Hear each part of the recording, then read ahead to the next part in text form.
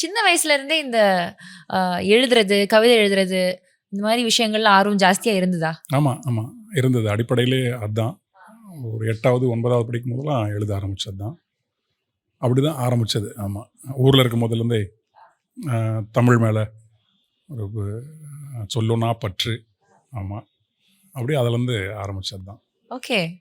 இப்போ எழுதுறது 9த், 10த் அப்படின்னு சொல்றப்போ எனக்கு வந்து ஒண்ணு கேட்கணும்னு தோணுது. லவ் லெட்டர்ஸ் அதிகம் எழுதுனது உண்டா? எனக்கு எழுதினதில்ல. என்னோட நண்பர்களுக்கு எழுதி கொடுத்தது உண்டு. ஆமா. அவங்களோட காதலுக்கெல்லாம் நான் தான் போஸ்ட் ஓ! மேனும் நான் தான். லெட்டர் மேனும் நான் தான். இந்த பிரேசில் மாரியான சில நாடுகள்ல ரயில்வே ஸ்டேஷன்ல வந்து லெட்டர் எழுதுறதுக்குன்னே சில பேர் இருப்பாங்க. ஆமா. அது படங்கள் வழியா தான் நானே தெரிஞ்சுக்கிட்டேன்.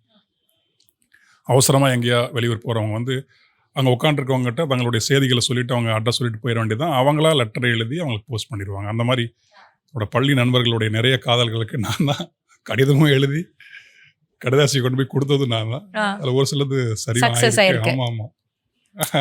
ச்சே! ஒரு வெற்றி கதைகள் சின்ன வயசுல இருந்தே தொடங்கியிருக்கு. ஆனால் என் காதல் சக்ஸஸ் ஆகல. ஆகலையா? என்னங்க சொல்றீங்க? அந்த ஸ்கூல் பொண்ணுக்கு தமிழ் அவ்வளவா தெரியல. அதனால கடிதம் எழுதுறது உங்களுக்கு யாருக்கு கடிதம் எழுதணுன்றது தெரியாம தெரியாம போயிருச்சு. டயா பூஸ்டர் சுகரை கண்ட்ரோல் பண்ணும், உங்க ஆரோக்கியத்தை மீட்டு தரும். அனைத்து மருந்து கடைகளிலும் கிடைக்கும்.